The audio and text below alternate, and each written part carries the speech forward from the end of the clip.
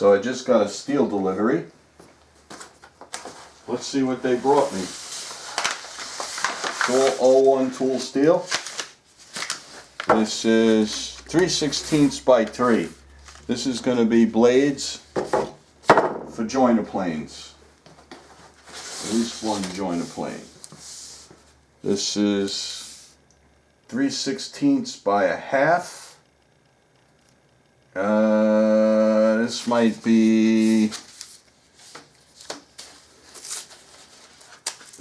be for a chisel. I have some stuff written down. So this is 3/16 by a half. So this is going to be, oh, this is also going to be floats. Let's see what this is. This is 3/16 by 1. So this might be maybe a float, couple of floats. I'm going to do a whole bunch of floats with 5/32 spacing. Speaking about 5/32 or 3/32 spacing, this is 5/32 material. This is going to be for blades. So I just ordered some of this so that if I run out, I'll have it on hand without having to go through a minimum order and more shipping. It's better to have it here than to have to make a small order. This is 1/8 by 1. So this might be a blade, some blades, or floats.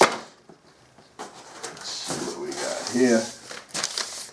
This is 3/16 by 3/8. This is going to be depth adjustment foots for dado planes, and also a chisel. And then I got some 18-inch pieces. Let's see what these are going to be.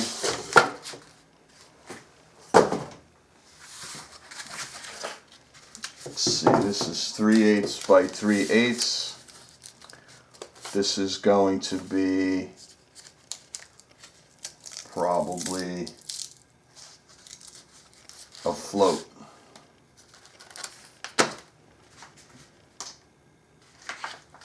And then this is, let's see, 3/8 by 3/4. This is going to be the body of the depth adjusting feet for the dado planes.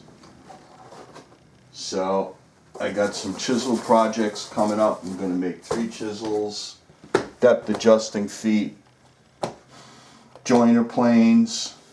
I got a core box plane I'm going to be making. It's a whole bunch of stuff. So all the steel is here.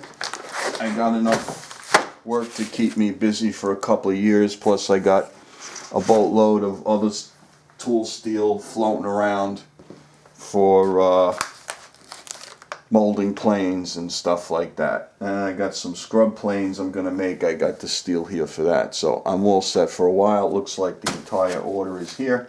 I'm all set for a while. This is what it looks like when it comes in. It's just raw stuff. I got it here. I can cut it up and heat treat it and make anything I want with it. That's the way it works here.